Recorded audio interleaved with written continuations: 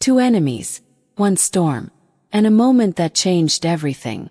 We spent years fighting each other, until the day the river rose, and forced us to choose between pride and survival.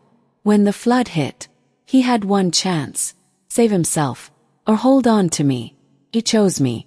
But what we uncovered in that storm was far more dangerous than the water rushing toward us, a truth we had buried for years. And by the time it surfaced, walking away was no longer an option.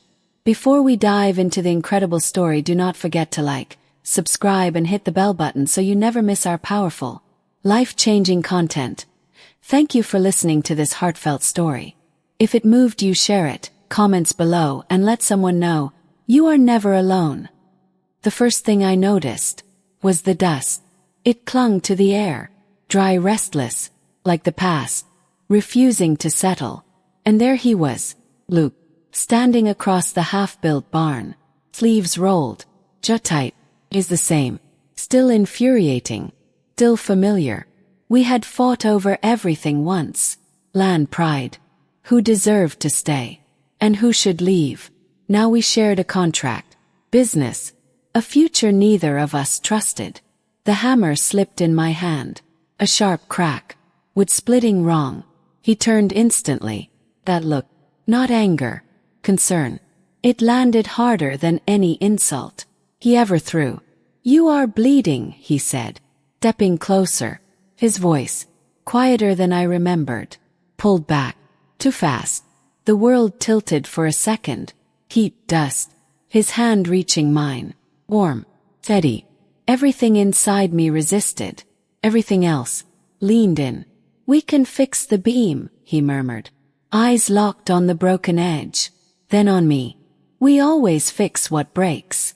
Something in my chest shifted, low, unwelcome, honest. The wind moved through the open frame, carrying the scent of earth, and something softer, memory, summer races, shouting matches, laughter we buried under years of winning. "I never hated you," I said, the words cutting through the air. Before I could stop them, silence, unforgiving, breath. "I know," he replied, closer now, too close, the kind of closeness that leaves no space for lies. "You just never stopped running," he added. The truth hit harder than the fall earlier, because he stood there, not as a rival, not as a mistake, but as someone who stayed, even when I made staying impossible. My fingers tightened around his. Dust swirled again, faster this time, like the world shifting direction, and for the first time, felt it. Not competition, not resistance, but something vast, and steady, and impossible to outrun, growing quietly between us, as the unfinished walls stood witness to everything we had been, and everything we were about to become. The wind pressed harder through the open frame, lifting loose strands of my hair, brushing them across my lips, like a question I had avoided for years. Luke did not let go. His thumb moved, barely there, against my skin. Small thing, yet it unraveled something, carefully buried.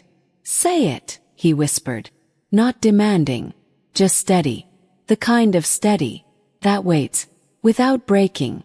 My chest tightened.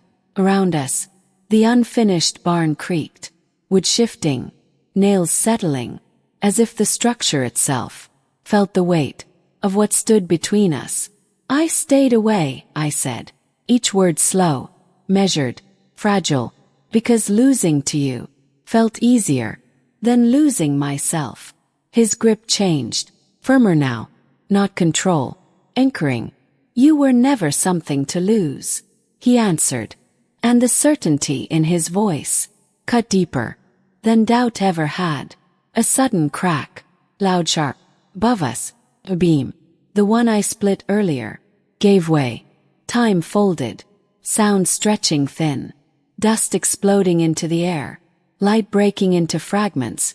Luke pulled me, fast, instinctive, our bodies colliding, as the beam crashed where I had stood. The ground shook. Silence followed. Heavy, breathing, alive. I felt his heartbeat before I realized how close we were. Too close to pretend, too close to retreat. My hands pressed against his chest, steadying myself, or maybe holding on. His breath brushed my forehead, uneven now, not from fear, from something else, neither of us named. We keep almost losing things, I murmured, voice unsteady, in the settling dust. His forehead lowered to mine. Was a decision, a line about to disappear. Then maybe, he said softly, we stop pretending. They are not worth keeping. The world narrowed, to warmth, to breath, to the quiet thunder. Between us, inside, the wind calmed. Inside, nothing did.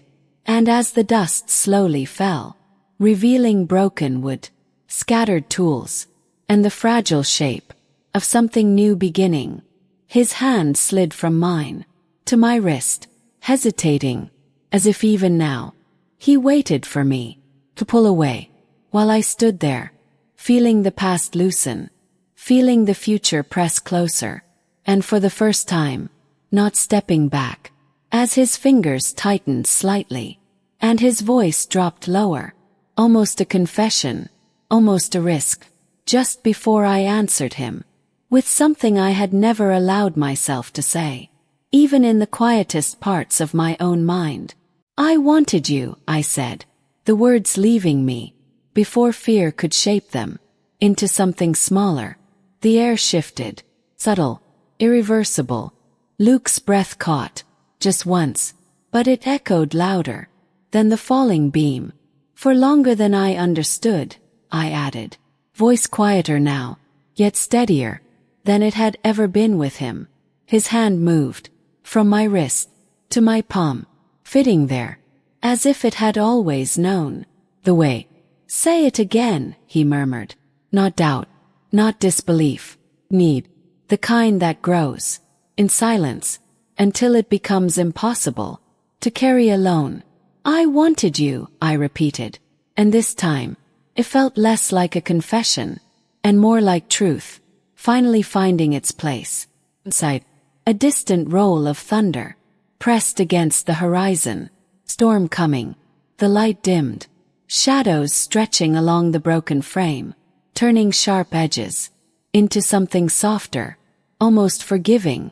Luke stepped closer, slow, deliberate, giving me time to refuse. I did not move, could not.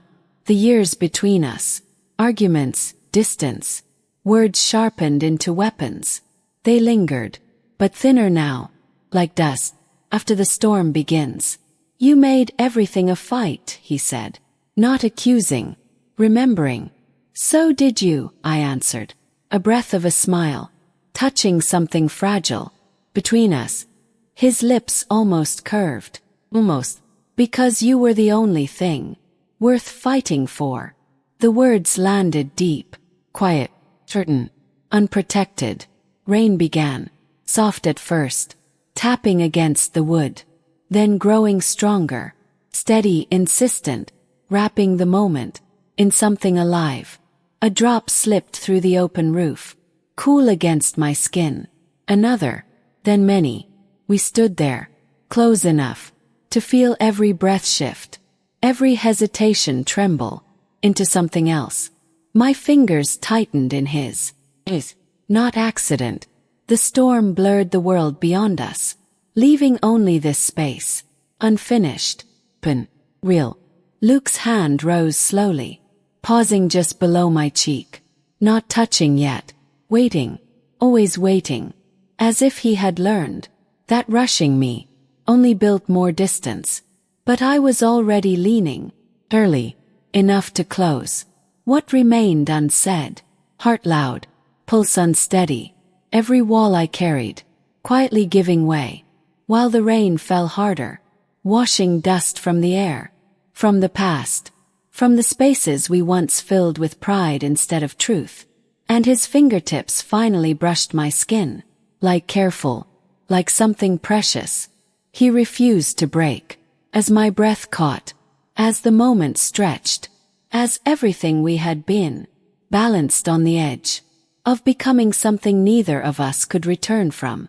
And just as his hand settled fully against my cheek, warm against the rain-cooled air, a sudden shout cut through the storm, from beyond the barn, sharp, urgent, pulling us back, without warning, as Luke's head turned slightly, his grip tightening instinctively, his body shifting in front of mine, protective, immediate, while the sound came again, closer this time, carrying something strained, something wrong, and the fragile space between us changed once more, not breaking, but bracing, as the storm outside deepened, and whatever waited beyond those unfinished walls moved nearer, forcing us to decide, in a single breath, what we were willing to hold on to, and what we were about to face together. Luke stepped forward, instinct first, thought later, placing himself between me and the open frame, where the storm pressed in. "Stay here," he said, low, certain. But I was already moving, closer, not back. "I am not leaving you to face it alone." The words surprised even me. Not sharp, not defensive, just true. Another shout, closer now, ragged, breathless. And then a figure broke through the rain, stumbling past the threshold, boots dragging mud across the wooden floor. Mr. Carter, older, worn, the man who owned the land beyond ours, his face pale, eyes wide with something that did not belong to weather. "The river," he gasped, bending forward, hands shaking. "It broke through the ridge. Water is rising fast. It is heading this way." The sentence fractured, lost in thunder. A deep rumble followed, not from the sky, from the low, heavy, long. Luke's posture shifted, alert, calculating, his hand finding mine again, tight, grounding. "How long?" he asked. Mr. Carter shook his head, rain dripping from his brow. "Minutes, maybe less." The barn creaked, not wind this time, pressure, distant, but coming. I turned toward the open land, fields we had fought over, protected, claimed as victory, now blurred by sheets of rain, edges dissolving into something wild and uncontrollable. "We need to reinforce the base," I said, voice rising over the storm, already moving toward the fallen beam, toward tools scattered in chaos. Luke caught my arm, not stopping me, steadying me. "It may not hold," he warned. "It has to," I answered, meeting his eyes. No hesitation left. "Not here. Not now." Something passed between us, faster than words, stronger than every argument we ever had. Then he nodded. "Once. Enough." We moved, together, lifting, dragging, rebuilding. What had barely begun, hands slipping, breath uneven, rain soaking through everything, until there was no space left for distance or doubt. Mr. Carter joined, slower but determined. 3 lives, against something rising unseen. The rumble grew louder, closer. The ground beneath us trembled faintly, a warning, promise. Luke's shoulder brushed mine, solid, present, and even in the urgency, even with the storm breaking the world apart, felt it, that same pull, stronger now, woven through fear, through effort, through every shared breath. "Whatever happens," he said, not looking at me this time, focused, steady, "I am not losing you again." The words settled deep, anchoring me, as the first distant surge of water roared faintly through the valley, growing louder with every passing second, and I tightened my grip on the beam, on this fragile, rising future, as the storm reached its peak, and the line between survival and surrender began to blur. Right in front of us, the sound arrived, before the water, or that swallowed thought, that erased distance, that turned the earth beneath us into something alive, and unforgiving. Now, Luke said. No hesitation. We drove the last support into place. Wood against force. Hands against inevitability. And then the flood struck. A violent surge. Mud, water, broken branches. Slamming against the base. With a force that shook breath. From my chest, the barn groaned, bent, held. For one terrible second, everything balanced. On effort, and chance. On the fragile line. Between breaking and surviving. My grip slipped. Cold water rushing over my boots. Pulling. Insistent.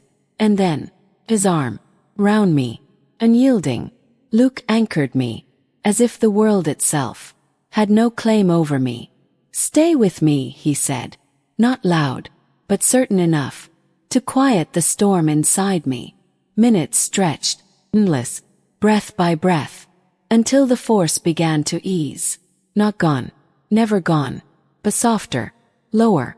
The roar faded into a restless current, moving past us, instead of through us. Silence followed, not empty, but earned. We stood there, soaked, shaking, alive, the barn still standing, guard, but unbroken, like us. Mr. Carter sank onto a beam, relief heavy in his breath. Luke's arm remained around me, not out of fear now. Choice.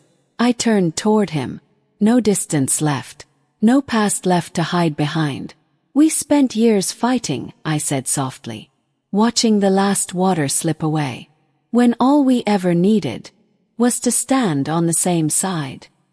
His hand found mine again, steady, familiar, home in a way I finally understood. Some things take time to survive, he replied, I searching mine, honest, open, and some things are worth every storm. The sky began to clear, light breaking through heavy clouds, touching the ruined fields, the standing frame, our joined hands, and in that quiet after chaos, I understood. Love is not the absence of struggle. It is the choice to remain. When leaving feels easier, it is patience, in place of pride, understanding, in place of victory, and sometimes, takes losing everything familiar, to finally see what was always meant to stay. I stepped closer, no hesitation left, as the future, uncertain but shared, stretched out before us, and this time, we did not stand as rivals, but as two hearts that had learned, through pain, through time, through truth, that the strongest foundations are not built on winning, but on holding on, when everything else tries to pull you apart.